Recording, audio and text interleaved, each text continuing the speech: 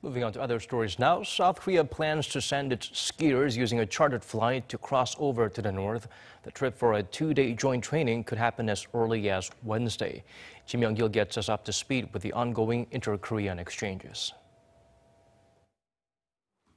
South Korea's unification ministry said Monday that it will send its non-Olympic skiers to North Korea's Masikryong Ski Resort for a 2-day joint training using a chartered plane. The Kalma Airport is some 45 minutes away from the Masikryong Ski Resort. North Korea will provide South Korea with the necessary conveniences. We will not pay fees for using the North's airport and airspace, as such a payment could go against international sanctions.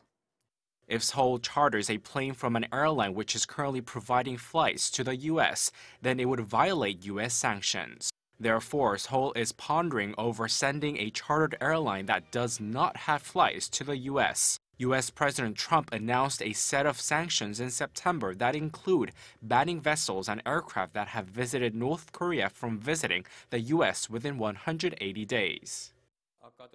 When it comes to joint events, we are closely consulting with the US and the international community in a bid not to spark a row over possible violations of sanctions.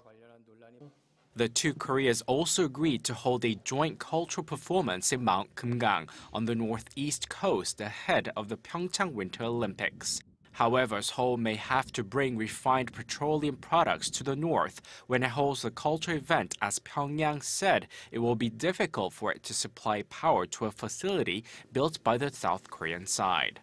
But delivering refined petroleum products to the north could be tricky, as the UN and US have either put a cap or banned exports of crude oil and petroleum products to North Korea. Myung-kil, Arirang News.